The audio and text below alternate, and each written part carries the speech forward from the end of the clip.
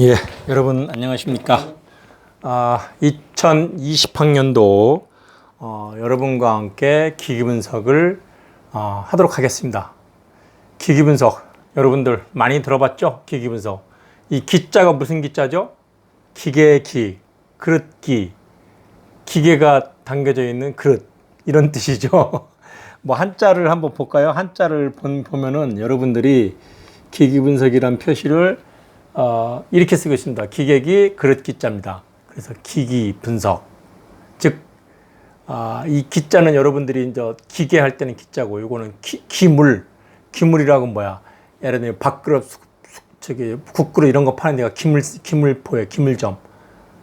공신기물 그러면은 그런 밥그릇 파는 그릇 파는 집이라는 얘기예요. 기물점이. 우리나라 지명에도 저런 기자가 들어있는 지명이 있는 데가 있죠.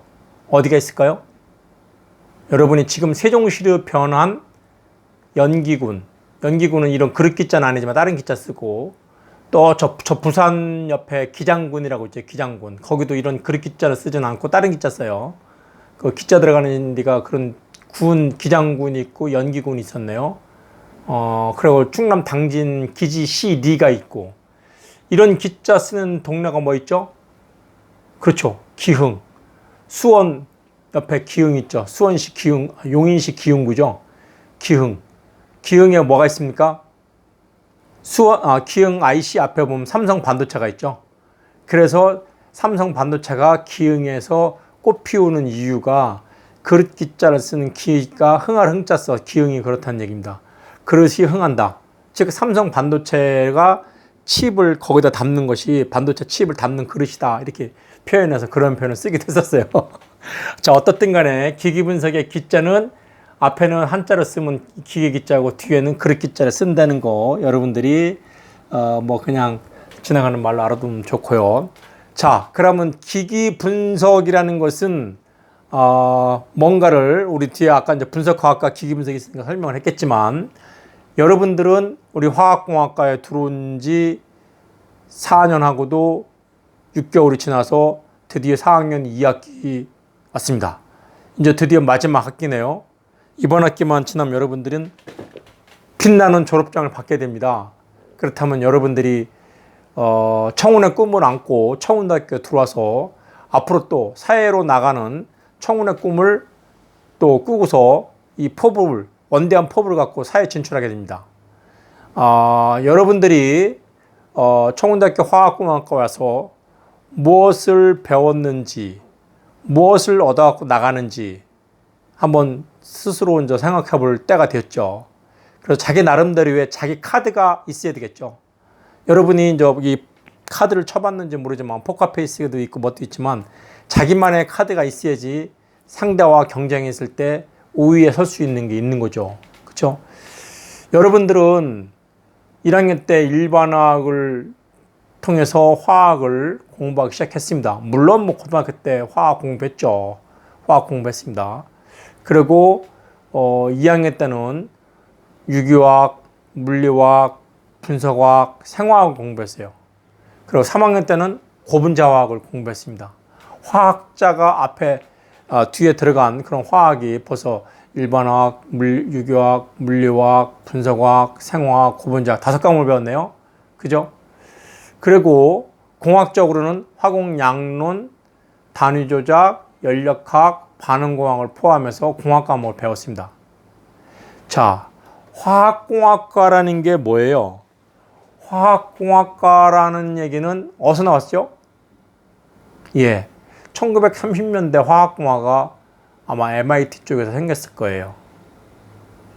하버드에서 생겼나? MIT에서 생겼나? 왜냐면은 여러분이 단위 조작을 배워서 알겠지만 단위 조작이라는 게 뭐야? 유니트 오퍼레이션. 그죠? 어떠한 물질을 어느 단계로 반응시키거나 뭐 할 때 쉽게 얘기해서 여러분들이 소금을 물에 녹인다. 녹일 때 어떻게 녹여요? 소금을 한 움큼을 집어넣어서 그릇에 넣고 이렇게 할 때 굵은 소금이 잘 녹습니까? 고운 소금이 잘 녹습니까? 고운 소금이 잘 녹겠죠. 왜? 물과 접촉 면적이 크니까. 굵은 소금은 물과 접촉 면적이 하나지만 가는 소금은 접촉 면적이 훨씬 더 많죠. 그렇기 때문에 접촉 면적이 많으면 많을수록 잘 녹겠죠. 그죠? 그래서 어떻게 해야 돼? 어떤 반응을 시킬 때 원료를 집어넣을 때 덩어리를 넣는 것보다는 갈아서 파우더를 만들어서 넣어야지만이 용해가 잘 되는 거죠. 그 분쇄시키는 조작, 오퍼레이션. 조작이라 해서 뭐 음흉한 조작이 아니라 오퍼레이션 한다는 얘기 조작이라고 표현한 겁니다. 그것이 조작이라는 분쇄라는 단위 조작이죠. 단위 조작. 조작인 조작인데 그런 걸 한 단위가 되는 거예요. 그러면 가루로 된 걸 물에 녹였으면 녹이는 용해시키는 또 조작. 가만히 놔두는 것보다는 저어주는 게 더 잘 녹겠지. 그죠? 그래서 반응기에 보면 속에 이렇게 임펠러가 있죠. 잘 저어주는 거죠. 그죠? 잘 저어주면 골고루 열이 전달되고 반응물과의 접촉을 넓게 하는 것이 임펠러 역할이에요. 그러니까 굵은 덩어리를 가늘게 만드는 조작. 가루로 된 것을 물에 녹이는 용해 조작. 그죠? 그러니까 쉽게 해서 그런 것이 하나하나의 조작이에요. 여러분들이 유기공학 과학 시간에 석유에 대해서 배웠습니다. 원유를 갖다가 불순물을 제거하고 원유를 증류 끓이는 거죠. 끓이는 거에 따라서 용해도 차이에 의해서 가스가 나오고 페트롤리움 가스가 나오고 그다음에 뭐 나와요? 휘발유가 나오고 등유가 나오고 좀 더 분자량이 크고 보일링 포인트가 높은 경유가 나오고 중유가 나오고 그래도 안 나오는 거는 아스팔트유가 나오는 거잖아요. 이렇게 물리적인 조작에 의해서 즉 끓인다는 물리적인 조작에 의해서 보일링 포인트의 차로 가스, 휘발유, 등유, 경유, 중유 이게 분류를 하는 거예요. 이렇게 그런 것이 일련의 조작을 증류라고 그래요. 증류 그죠? 증류 증자가 수증기 증자죠. 유자는 이제 분리한다는 얘기고. 자, 그것도 물리적인 조작이에요. 그죠? 물리적인 조작입니다. 근데 화학적인 여러분들이 이제 옛날에 일반학 시간에 물리적인 변화와 화학적인 변화를 배웠을 겁니다. 물리적인 변화는 어떤 걸 얘기해요? 화합물의 조성의 변화 없이 물질이 상태 변화만을 나타내는 것이 물리적인 변화죠. 예를 들어서 고체 상태인 얼음이 열을 가하니까 액체 상태의 물로 변했다. 상태가 고체 상태에서 액체 상태만 변한 거죠. 근데 화학적인 변화는 뭐예요? 물질의 조성의 변화가 있어야 돼. 물질의 조성의 변화가. 그럼 물질의 조성의 변화라는 얘기를 화학 구조식이 바뀌는 거죠. 조성의 변화니까. 그죠? 쉽게 해서 여러분들이 알코올을 산화시키면 알데하이드가 되고 알데하이드를 더 산화시키면 에시드가 돼요. 이것은 화학적인 변화예요. 자, 이렇게 화학적인 변화를 일으키는 화합물에 대한 조작을 하다 보니까 기계공학에서 그런 물리적인 조작을 하다 보니까 여러분 기계공학과에서도 유체역학 배우고 열전단 배우죠. 우리 화공과에서도 유체역학 배우고 열전단 배워요. 그죠? 우리는 화학과에서 배우는 유기화학, 물리화학, 분석화학, 생화학도 배우고 기계과에서 배우는 유체역학, 열전달, 연력학 이런 것도 배워요. 그러면 화학공학과는 어디서 나온 거예요? 물리적인 조작을 하는 기계공학자들이 보니까 화학적인 반응에 대한 변화가 일어나는 거에 대한 이해가 낮아요. 그래서 물리적인 화학적인 변화를 일으키는 화학적인 지식, 반응의 지식도 알고 있고 물리적인 기계공학적 지식도 알고 있는 그런 사람을 키우자 그래서 화학공학이 만들어진 거예요. 미국의 MIT와 하버드를 중심으로 화학을 아는 사이언스적인 지식과 기계공학의 공학적인 개념을 아는 엔지니어링적인 개념과의 결합을 통해서 화학공학이라는 학과가 생겼습니다. 그러니까 화학공학과에서는 유기화학, 물리화학, 분석화학, 생화학, 고분자학 같은 사이언스적인 요소야 수레의 한 바퀴가 있는가 하면은 이쪽 바퀴는 양론, 유체역학, 연력학, 열전달, 물질 전달 등등의 물리적인 조작을 일으키는 공학적인 수레바퀴가 있는 거예요. 그래서 화학공학은 과학과 기술이 양립하는 겁니다. 사이언스와 테크놀로지가 양립하는 거예요. 양축이에요. 화학과 기계공학이 양축인 거예요. 그래서 화학공학이 미국에서 샐러리가 제일 높은, 급여가 제일 높은 그런 직업군으로서 올라가 있습니다. 화학도 알고 기계도 알아야 되니까. 우리나라에서도 화학공학과가 그래도 소위 인기 있는 자연계 중에 한 학과죠. 요즘에는 거기다가 이제 생물공학까지 더 덧붙여져서 뭐 생명화학공학, 생물화학공학 이렇게 분류하기도 합니다. 자, 여러분들은 화학적인, 사이언스적인 화학을 배웠고 엔지니어링적인 공학을 배웠어요. 그걸 양립하는 거예요. 근데 그 경계선상에서 실생활 가장 직결되는 과목이 바로 이 기기분석이라고 얘기할 수 있어요. 기기분석이라고 얘기할 수 있어요. 화학과에서도 배우고 공학에서도 배워요. 왜? 실험실적인 연구든 필드에서 공장에서의 제품 생산이든 품질의 어떤 반응의 완성을 보려면 분석을 해야 돼. 물론 습식 분석, 분석과학에서 얘기하는 습식 분석으로도 많이 할 수도 있지만 요즘에는 기기 분석이 하는 것이 훨씬 더 간편하고 빠르고 경제성이 있기 때문에 비싼 기기를 사서 하는 거예요. 그래서 여러분들은 지금까지 사이언스적인 화학을 배웠고 엔지니어링 공학을 배운 거에 대한 두 개를 결부시켜서 화학공학을 나가는데 분석기기는 그 두 경계 부분을 엮어주는 역할을 할 수도 있다. 왜? 여러분이 회사에 있는 사람 아시겠지만 회사에 어떤 원료가 들어오면 수익 검사를 합니다. 입고 검사를 하죠. 그리고 제품이 만들어져서 출하할 때는 또 출하 검사도 해요. 과정에서는 생산하는 과정에서는 품질을 모니터링하는 또 분석기기를 쓰기도 해요. 1년의 수익 검사와 출하 검사와 생산 공정상의 검사 같은 것들이 실은 습식 분석으로도 하지만 분석기기 이용해서 온라인으로 분석이 가능하다.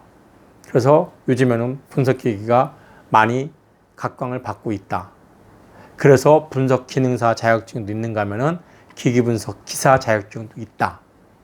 기기분석 기사 그렇게 많이 알려져 있지는 않지만 생긴 지가 얼마 안 되기 때문에 그래도 많이 수요가 있고 공부하는 사람도 있습니다. 많이 공부를 해야 돼요. 우리처럼 한 학기에 그냥 해갖고는 많이 좀 부족하죠. 우리는 이 기기분석을 통해서 아까 얘기했던 사이언스적인 화학과 엔지니어링적인 공학을 잘 조화를 시켜나가는데 도움이 되도록 할 겁니다. 그래서 필드에서는 분석기를 통하는 그 모니터링 검사도 많이 해낸 거죠. 어떻든 간에 여러분들은 지금까지 배웠던 모든 지식을 필드랑 직결시킬 때 이런 기기 분석을 하기도 하고요. 그래서 우리는 이번 학기 교재는 바로 이 그레인저의 핵심 기기 분석, 바로 이 책으로 하겠습니다. 금년도에 처음으로 번역된 책으로 그레인저가 적고 번역자가 이용일 씨 외에 하나, 둘, 셋, 넷, 5명이 공동 번역을 했네요. 공동 번역을 했고 사이플러스에서 나왔고 여러분들은 이 책을 보시면 알겠지만 상당히 재미있게 꾸며놨어요. 이 책의 일부 하고서 분석 서론이죠. 서론 내용이 나오고 2부 하고는 원자 흡수법 그리고 이제 원자 분광법이죠. 3부 하고 분자 분광법이 나옵니다. 4부 하고서 분리분석법이 나왔어요. 크로마토그래피. 5부 하고서 전기화학 시험법이 나왔습니다. 뒤에 가서 설명하겠지만 저는 빛을 이용하는 원자 분광법이나 분자 분광법을 다 합쳐서 분광법이라고 얘기합니다. 그래서 크게 그런 분광법, 분리분석법, 전기화학 시험법인데 이 책에서는 분광법을 원자 단위에서의 분광과 분자 단위에서의 분광으로 나눠서 했습니다. 저는 그거를 왜 한꺼번에 했냐면 나중에 원자 단위, 분자 단위뿐만 아니라 더 전자는 따로 전자만을 또 분석하고 아니면 핵만을 분석하는 장치가 있기 때문에 더 깊이 있게 또 세분화되기 때문에 그냥 빛을 이용하는 것을 다 분광법이라고 그냥 저는 종합을 했습니다. 어떻든 간에 이 그레인저의 핵심 기기분석 교재를 삼았던 이유는 금년도 3월에 처음 번역이 됐고, 여기에 보면은 전에는 제가 이 책을 교재를 썼어요. 기기분석의 원리와 응용. 박면용 씨가 지은 농문단 책을 교재로 삼았고, 여기서 보여주는 PT도 이 책에 있던 내용을 중심으로 PT 자료를 만드는 거에다가 요번에 교재를 삼는 핵심 기기분석의 내용의 PT를 일부 삽입을 했습니다. 아마 저는 이 책을 가장 하는 이 책이 절판됐어요.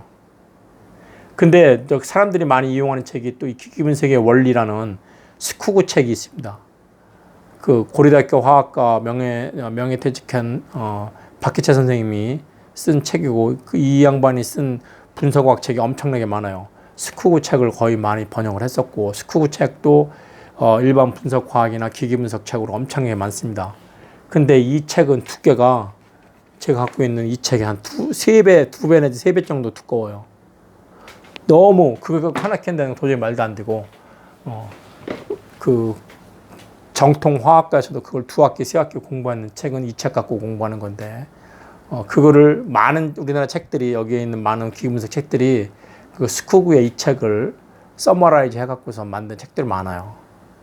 아마 그레인저의 이 책은 그렇진 않겠지만 책 편제가 이 책과 편제가 비슷하고, 그렇기 때문에 이걸 교재로 삼았으니까 여러분들은 저거를 갖다가 인터넷에서 구입을 하든, 아니면은 교내 서점에 신청을 하든, 아니면 과대표를 통해서 출판사 사이프러스에다 직접 전화해갖고 할인받아서 사든, 어떻든 간에 책을 하나는 갖고 있어야 됩니다. 이 교재를 삼았으니까. 왜냐면은 여러분들이 4학년 졸업하고 회사에 근무하면서도 회사의 분석기가 보통 한두 대씩은 있으니까 그런 걸 때 참고가 되고, 더 중요한 거는 여러분 회사에 취업한 회사에 분석기가 HPLC 하나밖에 없다. 근데 NMR도 찍고 IR을 찍어야 된다. 그렇다고 우리 회사에 있는 HPLC만 공부해 갖고는 해당이 안 되는 거죠. 우리는 IR이나 NMR도 어떤 원리로 무엇을 분석하는지, 그리고 어떻게 해석하는지를 알아야지 돼요.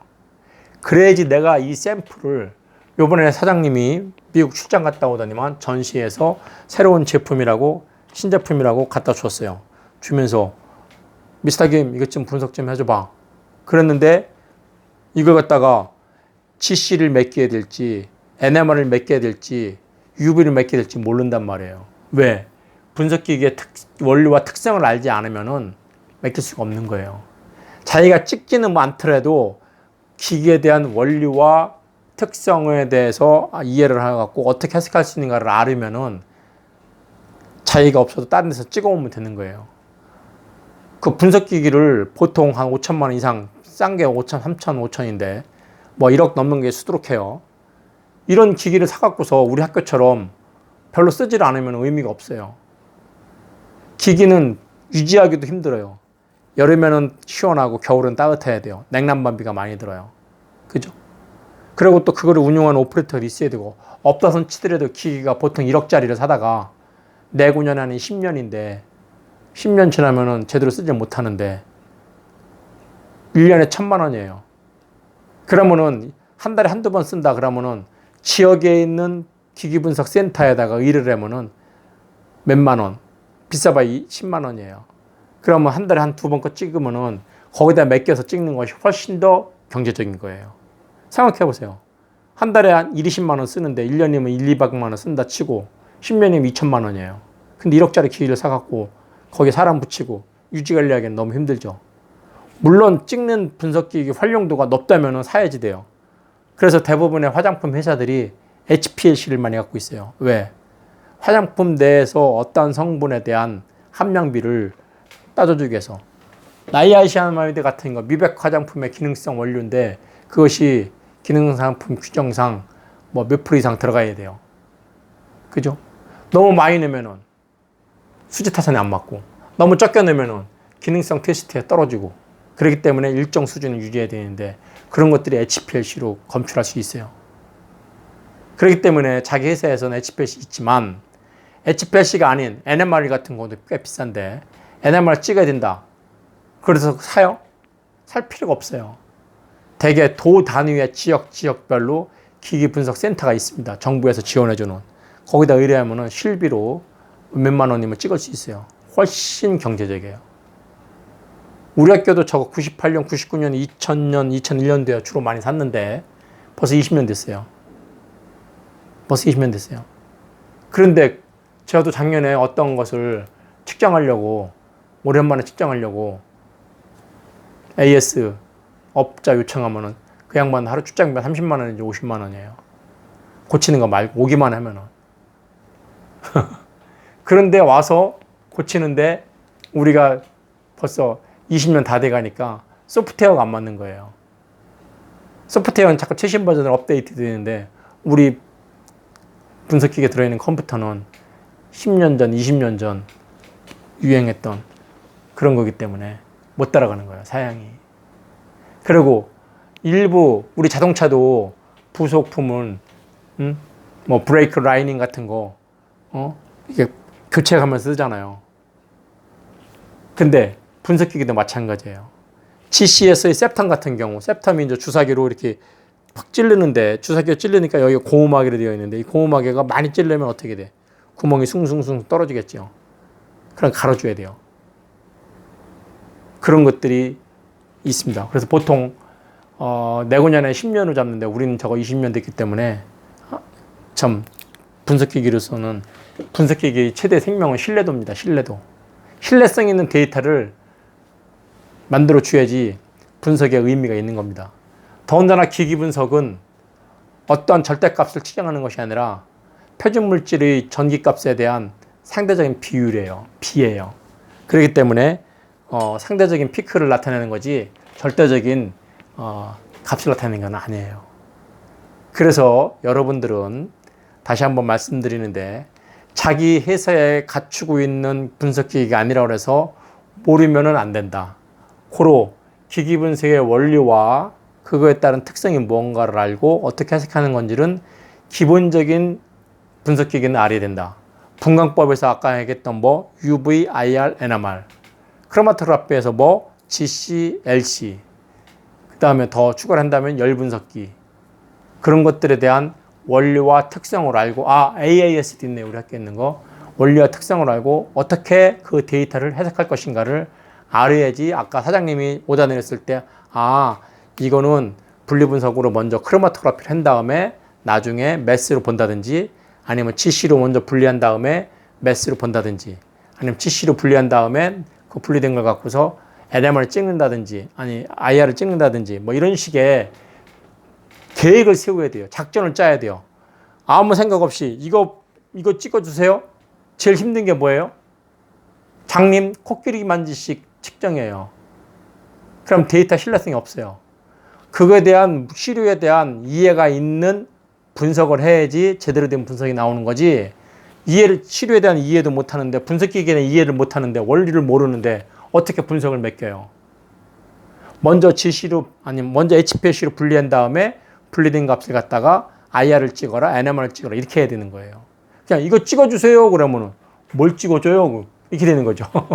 그렇기 때문에 여러분들은 우리 책에 나와 있는 대표적인 분석기기, 물론 나중에 여기 이제 PPT 자료에 보면은 거진 뭐 한 30여 중에 분석기기 이름들이 있습니다. 여러분이 잘 쓰지도 않는 것도 있지만 그 중에 대표적인 게 아까 얘기한 대로 UV, IR, NMR, GC, LC, AAS, 뭐 요즘에는 이제 MES가 많이 뜨니까 MES 이런 정도예요. 그거에 대해서는 여러분들이 배우고, 여기 교재 같은 경우도 그런 것들이 통칭적으로 나오는 원리에 대한 것이 종합적인 기기분석 책이 있는가 하면은 강론적으로 보는 책도 있어요. 인덕티브 커플드 플라즈마 같은 경우, 유도결합 플라즈마 같은 경우, NMR 같은 경우, 뉴클리어 마그네틱 레저넌스, 병원에 가면 자기공명장 촬영하는 것처럼 핵의 스핀 방향을 이제 측정하는 거예요. 이거 HPLC, 하이 퍼포먼스 리퀴드 크로마토그래피, 이렇게 각 단위 기기에 대한 책들도 꽤 많습니다. 우리 도서관에 있는 것도 많고. 자, 이 텍스트 중에서 재미있는 책이 이 책이에요. 기기를 이용하는 화학실험법. 기기를 이용하는 화학실험법. 아니, 화학 실험하고 나면 분석기기를 이용해서 데이터를 찍어 보는 것도 맞죠. 근데 이 책은 뭐냐면은 아주 재밌게 했어요. 일상생활에 쓸 수 있는 거. 뭐 콜라 속에서의 카페인의 함량 분석, 커피에서의 카페인 함량 분석. 이거 우리가 많이 얘기 듣죠. 커피나 콜라나 녹차 같은 거 마시면 각성작용이 있는 거예요. 카페인 때문에. 그래서 카페인을 또 오래도록 많이 복용하면 안 좋으니까 자꾸 줄이라는 얘기를 많이 하는데, 그런 것들 갖다 정성 정량 분석할 수 있는 실험을 어떻게 할 것인가. 콜라 속에서 카페인을 뭐 핀셋을 뽑아내요? 아니잖아요. 콜라 속에서 카페인을 어떻게 뽑아낼 것인가 하는 실험 테크닉이 알려줍니다. 그리고 뽑아낸 걸 갖다가 이걸 갖다 GC를 맡겨, HPLC를 맡겨, 아니면 NMR을 맡겨. 어떤 분석기를 써서 이거를 분석해야지만이 카페인이 있는 걸 알 수 있을까? 고민해야 되죠. 그런 걸 알 수가 있어요. 그래서 이 기기 분석을 이용한, 기기를 이용한 화학실험법이 저는 상당히 재밌게 했고, 요즘에 이제 순천향 대학에서 비교과 프로그램 이런 거 하는 그런 책자도 나왔더라고요. 자, 여러분들이 지금 여기 보시는 것처럼 많은 종류의 텍스트가 있지만 우리는 어떤 걸 교재로 삼았다? 그레인저의 핵심 기기 분석을 했다. 금년도에 처음 번역됐기 때문에 이 책을 했다. 하는 얘기고, 여기 이거 대표 번역가가 누구예요? 이용일인데, 여기 어디 이용일이 쓴 책이 있을 거요? 이용일 씨가 쓴 책이 어딘가 있을 텐데, 이용일도 분석과학자로 그런 책을 많이 썼으니까. 자, 어떻든 간에 여러분들은 이 교재를 보시면은 원자분광법, 분자분광법, 분리분석법, 전기화학시험법 이렇게 나와 있는데, 저는 원자와 분자에 대한 빛을 이용하는 분광법은 하나로, 저는 주로 옛날에 이 책을 많이 텍스트로 삼았었어요. 기기분석의 원리와 응용, 박면우 씨가 진 논문단 책이었습니다. 그래서 이 책을 위주로 PPT도 만들었었던 거고, 거기에 이번에 이 핵심 기기분석의 PPT가 일부 첨가가 됐습니다. 그래서 여러분들이 이 텍스트를 꼭 좀 구입해 놓아야지 되지만, 자기네 회사에 있는 분석기기가 아닌 다른 분석기기에 대한 것도 이해를 하고서, 원리를 알고서, 특성을 알고서 있어야지만이 샘플을 센터에 있는 기기 지원 센터에다가 맡길 수가 있는 거예요. 뭘 찍어주세요 얘기할 수 있는 거예요. 그냥 막연하게 찍어주세요 그러는 게 아니라, 이거로 HPLC를 찍어주세요, 아니면 GC를 찍어주세요, 아니면 NMR을 찍어주세요 얘기를 해야 되는 거예요. 그렇기 때문에 여러분들은 전반적으로 분석기기에 대한 이해를 갖추고 있어야 되고, 그거에 대한 특성에 따라 분석한 결과를 또 해석할 수도 있어야 됩니다. 그렇게 해야지만이 여러분이 진정한 자기 나름대로의 분석이 될 수 있는 거예요. 실은 기기 분석을 통해서 여러분들은 매우 성숙한 그 엔지니어가 될 수 있고, 매우 성숙한 사이언티스트가 될 수 있는 거예요. 그죠? 자기가 개발한 제품, 자기가 연구한 시료, 이런 것들이 제대로 만들어졌는지 확인하는 방법 중에 하나로서 이걸 택하고 있습니다. 자, 여러분들이 이제 기기 분석을 하는데, 앞으로 이제 그 비대면 수업을 하기 때문에 여러분들이 어려운 점이 꽤 많을 텐데, 어떻든 간에 띄워놓는 PPT 자료를 보고서 동영상 강의를 잘 들어보세요. 한 번 들으면 잘 모를 수 있으니까 두 번, 세 번 들어야 되겠지. 그지? 근데 과목이 이 과목만 아니고 다른 과목도 있어갖고 부담스러울 수도 있습니다. 부담스러울 수도 있어요. 지난번에 얘기했듯이 이 강좌는 비대면 수업이긴 하지만 지금 아주 특별한 적은 없지만 8주차 정도의 7주나 8주차 정도의 기기분석 시험을 보고 15주차의 기말고사를 보는 것을 여러분이 알고 있으면 됩니다. 이것도 나름대로 시험을 봐야 되고, 그리고 출석, 제일 중요한 출석이죠. 저는 출석을 비대면 시간에는 따로 안 불러도 됩니다. 왜? 여러분들이 이 클래스에 접속하는 것이 시간이 다 나타나요. 빠져나갈 시간 다 나타나요. 그래서 여러분들이 그 사이트에서 공부한 시간도 다 나타납니다. 그거에 의해서 출석이 자동으로 체크가 되기 때문에 저한테 와갖고 제가 어제 바빠서 못 왔는데요, 출석 좀 해주세요. 제가 해줄 수가 없어요. 그리고 그거를 제가 나중에 이렇게 수정을 하게 되면은 그 표시가 안 됩니다. 빨간 것으로 나타나갖고 나중에 교육부 감사 때 우선 타켓이 되는 것이 그런 부분을 합니다. 수정한 부분. 그러니까 특별한 이유, 뭐 부모님 상이라든지 아니면 본인의 결혼이라든지 등등의 일련의 관훈상제에 대한 공식적으로 정부가 규정하는 그런 결석 사유가 있는 경우는 인정이 되지만 그것이 아닌 경우 어제 뭐 무슨 일이 있어갖고 조금 늦게 왔어요. 아니면 그래서 빠졌어요. 뭐 이런 것들은 제가 해줄 수 있는 권한이 없어요. 여러분들이 스스로 자기 권한을 자기가 보존해야 됩니다. 저한테 출석에 대해서는 그런 아까 얘기했던 관훈상제 외에 학교에서 인정하는 그런 공식적인 것 외에는 저는 인정하고 출석부를 건드지 않겠습니다. 이건 자동으로 입력되기 때문에 여러분들이 그런 거에 신경 써서 각별히 출석 체크를 잘 해주시기 바랍니다. 나중에 와서 출석 미달로 학점 못 받아가서 졸업이 유보되는 그런 불상사는 없기를 바랍니다. 가끔가다 그런 친구들이 있어요. 우리 지금 장조교도 1학점 사이버 강좌를 1학점 남고 졸업을 못했는데 1학점 들으려다가 사이버 강좌로 들었는데 점수가 제대로 안 나왔답니다. 뭐 출석을 제대로 못했는지 어쨌는지. 그러니까 이 온라인 출석은 제가 건들 수 있는 영역이 아니기 때문에 여러분들이 각별히 신경 쓰고 과제는 가급적 여러분들 4학년에 부담을 덜 주려고 노력을 하고 대신 시험은 중간고사, 기말고사를 봤으면 좋겠어요. 그리고 과제는 이 수업 방식에 따라서 학교의 권유가 있는데 마침 이 책에는 PPT에서 나오지만 문제와 예제 문제가 아주 간결한 문제들이 꽤 많아요. 그래서 문제를 뭐 이 교재에서 하는 거에 대한 조금씩 낼 수 있을 거예요. 가급적이면 부담을 덜 주려고 하는 거고 대신 중간고사와 기말고사를 통해서 평가를 할 예정입니다. 물론 뭐 절대평가를 하게 돼 있어서 A를 많이 주라고 B를 많이 주라고 되는데 뭐 그렇게 많이 줄 수 있는 여러분 실력이 좋으면 다 A 줘도 돼요. 근데 실력이 안 되면 전부 다 B, C 아니면 CD 깔아도 되는 거예요. 너무 그런 거에 기대하지 마세요. 여러분들 저는 제가 하던 대로 평상시에 하던 대로 A가 한 25%, B가 한 30%에서 35% 했으면 좋겠어요. 전에 65%까지였죠. 저는 그 전에 60%, 50%에서 잘랐어요. A, B에 대한 성적을 50%에서 딱 잘랐는데 지금은 또 학교에서 60%까지 잘라라, 60%인가요? 65%까지 해라 그래서 조금 이렇게 많이 좀 여유를 뒀는데 너무 여유를 두지는 않겠습니다.